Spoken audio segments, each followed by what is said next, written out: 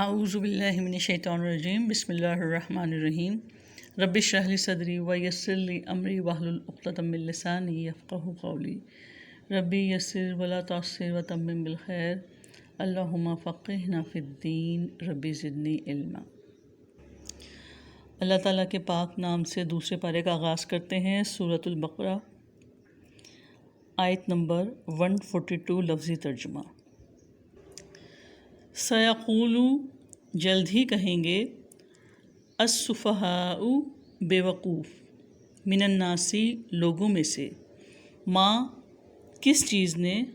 ولاہم پھیر دیا انہیں، ان قبلاتہم ان کے قبلے سے، التی جو، کانو تھے وہ، علیہا جس پر، قل کہہ دو، للہ اللہ تعالیٰ ہی کے لیے ہیں، المشرق والمغرب مشرق اور مغرب، یہدی وہ ہدایت دیتا ہے، من یشاء جس کو وہ چاہتا ہے، الی طرف، صراط مستقیم سیدھے راستے کے۔ با محاورہ ترجمہ۔ جلد ہی لوگوں میں سے بے وقوف کہیں گے کہ انہیں کس چیز نے ان کے اس قبلے سے پھیر دیا جس پر وہ تھے۔ آپ کہہ دو، مشرق اور مغرب اللہ تعالیٰ ہی کے لیے ہیں، وہ جس کو چاہتا ہے سیدھے راستے کی طرف ہدایت دیتا ہے۔ دوسرے پارے کا آغاز تحویل قبلہ کے مضمون سے ہو رہا ہے، جو کہ پورے 2 رکوع پر پھیلا ہوا ہے۔ تحویل قبلہ کے مضمون کو شروع کرنے سے پہلے ہمیں یہ بات معلوم ہونی چاہیے کہ تمام امت مسلمہ کے لیے قبلہ اول خانہ کعبہ ہی تھا۔ حضرت آدم علیہ السلام نے اسے تعمیر کیا تب بھی یہی قبلہ تھا، پھر جب حضرت ابراہیم علیہ السلام نے اسے تعمیر کیا تو اس وقت بھی یہی قبلہ تھا، مگر جب حضرت سلیمان علیہ السلام نے ہیکل سلیمانی تعمیر کیا تو اس وقت تابوت سکینہ صخرہ میں پڑھا رہتا تھا اور بنی اسرائیل اس کی طرف منہ کر کے نماز ادا کرتے تھے۔ آہستہ آہستہ انہوں نے مستقل طور پر اسے ہی اپنا قبلہ بنا لیا، اور چونکہ اللہ تعالیٰ کی طرف سے اس پر کوئی گرفت نہیں ہوئی لہٰذا یہ قبلہ شرعاً درست سمجھا گیا، مگر یہ صرف بنی اسرائیل ہی کا قبلہ تھا، مکے کے مشرکین کا نہ تھا، وہ کعبہ کی طرف منہ کر کے ہی نماز ادا کرتے تھے۔ اسی لیے مکہ مکرمہ میں جو لوگ ایمان لائے تھے، ظاہر ہے ان سب کو خانہ کعبہ کے ساتھ بڑی عقیدت تھی۔ خود نبی کریم صلی اللہ علیہ وآلہ وسلم نے جب مکے سے ہجرت فرمائی تو آپ صلی اللہ علیہ وسلم روتے ہوئے وہاں سے نکلے تھے، اور آپ نے فرمایا تھا کہ اے کعبہ، مجھے تجھ سے بڑی محبت ہے، لیکن تیرے یہاں کے رہنے والے مجھے یہاں رہنے نہیں دیتے۔ جتنا عرصہ بھی رسول اللہ صلی اللہ علیہ وسلم مکے میں مقیم رہے تو آپ صلی اللہ علیہ وآلہ وسلم خانہ کعبہ کی جنوبی دیوار کی طرف رخ کر کے کھڑے ہوتے نماز کے لیے۔ یوں آپ صلی اللہ علیہ وسلم کا رخ شمال کی طرف ہوتا، کعبہ آپ کے سامنے ہوتا اور اس کی سیدھ میں بیت المقدس بھی آ جاتا۔ تو اس طرح آپ صلی اللہ علیہ وآلہ وسلم اپنی نماز میں دونوں قبلوں کا اہتمام کرتے، لیکن مدینے میں آ کر آپ صلی اللہ علیہ وسلم نے رخ بدل لیا اور بیت المقدس کی طرف رخ کر کے نماز پڑھنے لگے، کیونکہ یہاں پہ دونوں قبلوں کی طرف رخ کرنا ممکن نہ تھا، اس لیے کہ بیت المقدس مدینہ منورہ کے شمال میں ہے جبکہ مکہ مکرمہ جنوب میں۔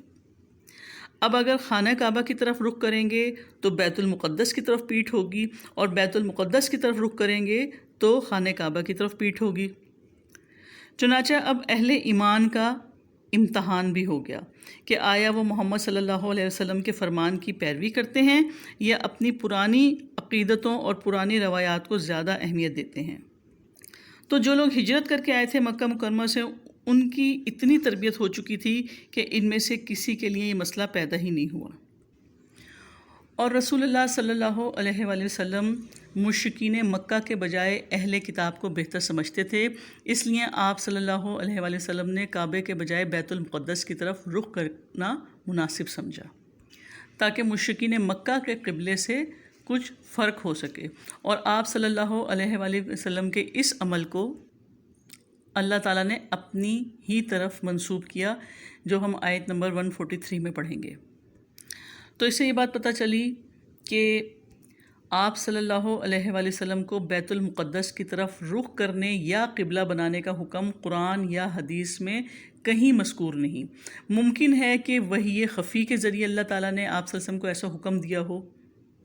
اور یہ بھی ممکن ہے کہ آپ صلی اللہ علیہ وآلہ وسلم نے اپنی بصیرت سے ہی بیت المقدس قبلہ بنانے کا طرز عمل اختیار کیا ہو، اور اللہ تعالیٰ کی طرف سے اقرار یعنی سکوت ہو تو بھی وحی تقریری کا حکم رکھتا ہے۔ بہرحال بیت المقدس کی طرف مسلمانوں کے رخ کر کے نماز ادا کرنے کو بھی اللہ تعالیٰ نے اپنا ہی حکم قرار دیا۔ دوسری قابل ذکر بات یہ ہے کہ کسی قوم کے قبلے کو تسلیم کرنا فی الحقیقت اس قوم کی قیادت اور امامت کو تسلیم کر لینے کے مترادف ہوتا ہے۔ لہٰذا رسول اللہ صلی اللہ علیہ وآلہ وسلم نے جو ابتدائی دور میں بیت المقدس کو قبلہ بنایا تو اس کی ایک وجہ تو مشرکین مکہ کی شرک سے مخالفت تھی، اور دوسرا اس میں مسلمانوں کا امتحان بھی تھا، اور وہ امتحان اس طرح تھا کہ ہر قوم کو اپنے عقائد اور نظریات سے بہت عقیدت ہوتی ہے، اور مکے میں اسلام لانے والے چونکہ مشرکین مکہ میں سے ہی ہوتے تھے، اس لیے اس بات میں بھی ان کا امتحان تھا کہ وہ اسلام لانے کے بعد کتنی فراغ دلی سے اپنے آبائی قبلے کعبہ کو چھوڑ کر بیت المقدس کو اپنا قبلہ بناتے ہیں۔ اب سوال یہ پیدا ہوتا ہے کہ مدینہ ہجرت کرنے کے بعد آپ صلی اللہ علیہ وآلہ وسلم کو کعبہ کو قبلہ بنانے کی آرزو کیوں پیدا ہوئی؟ ہجرت کے بعد جب رسول اللہ صلی اللہ علیہ وآلہ وسلم مدینے پہنچے تو اب صورتحال بالکل مختلف تھی۔ مسلمانوں کی ایک آزاد چھوٹی سی ریاست وجود میں آ چکی تھی، اور اب بیت المقدس کو قبلہ بنانے رکھنا ذہنی طور پر یہود کی امامت کو تسلیم کرنے کے مترادف تھا۔ لہٰذا اب آپ یہ چاہتے تھے کہ حقیقی قبلہ اول یعنی خانہ کعبہ ہی مستقل طور پر مسلمانوں کا قبلہ قرار پائے، اور اس توقع میں کئی بار آسمان کی طرف رخ پھیرتے کہ شاید کسی وقت جبرائیل علیہ السلام ایسا حکم لے کر نازل ہو جائیں۔ حضرت برا بن عازب رضی اللہ تعالیٰ عنہ کہتے ہیں کہ مدینے میں رسول اللہ صلی اللہ علیہ وآلہ وسلم نے 16 یا 17 ماہ تک بیت المقدس کی طرف رخ کر کے نماز پڑھی، اور لوگوں نے بھی آپ کے ساتھ اسی طرح رخ کر کے نماز پڑھی،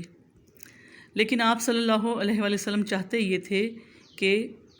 آپ کا قبلہ کعبے کی طرف ہو۔ چنانچہ ایک دن آپ صلی اللہ علیہ وسلم نے عصر کی نماز کعبے کی طرف رخ کر کے پڑھی، اور آپ کی اتباع میں باقی لوگوں نے بھی پڑھی۔ پھر ان میں سے ایک شخص جو رسول اللہ صلی اللہ علیہ وسلم کے ساتھ نماز پڑھ چکا تھا دوسری مسجد والوں پر گزرا جبکہ وہ نماز ادا کر رہے تھے۔ اس نے کہا، اللہ گواہ ہے میں نے ابھی نبی کریم صلی اللہ علیہ وآلہ وسلم کے ساتھ مکہ یعنی کعبے کی طرف رخ کر کے نماز پڑھی ہے۔ تو تمام لوگ اسی حالت میں کعبے کی طرف گھوم گئے، اور یہی مسجد بعد میں مسجد قبلتین کے نام سے مشہور ہوئی۔ تو تحویل قبلہ کا دراصل مطلب ہی یہ تھا کہ اب بیت المقدس کی مرکزیت ختم ہو چکی، اور آئندہ ہمیشہ کے لیے خانہ کعبہ کو امت مسلمہ کا مرکز قرار دے دیا گیا۔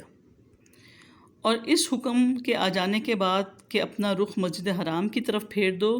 تو اب یہ ان مسلمانوں کا امتحان تھا جو مدینے کے رہنے والے تھے،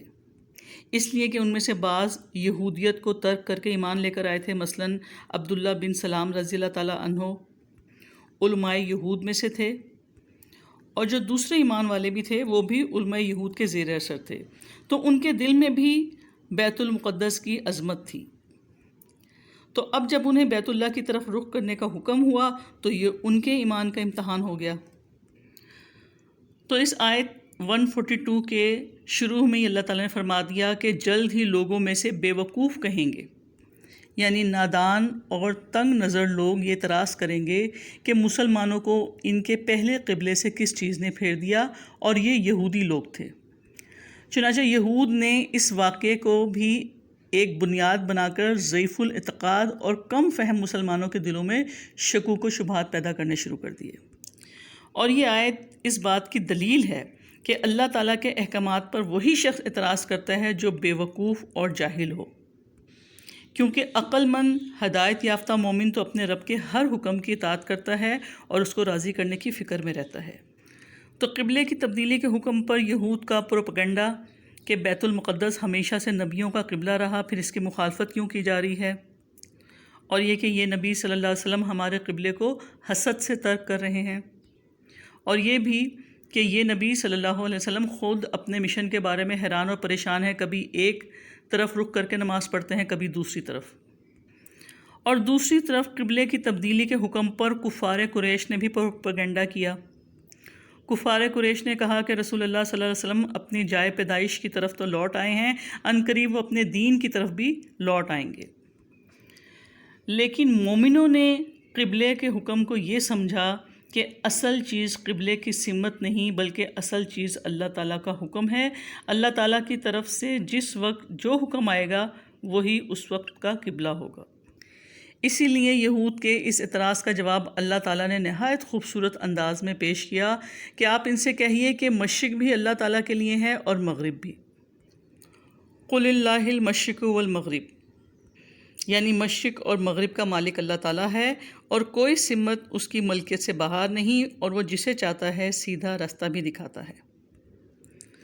اس رب نے بیت المقدس کو قبلہ بنانے کا حکم دیا تو ہم نے اس کو تسلیم کر لیا، اور اب کعبے کو قبلہ بنایا تو بھی ہم نے اسے تسلیم کر لیا، اور اللہ تعالیٰ کا حکم تسلیم کر لینا ہی سیدھی راہ ہے، اور یہ راہ وہ جسے چاہے دکھا دے۔ سبحانک اللہم بحمدک، نشہد ان لا الہ الا انت، نستغفرک ونتوب الیک۔ السلام علیکم ورحمۃ اللہ وبرکاتہ۔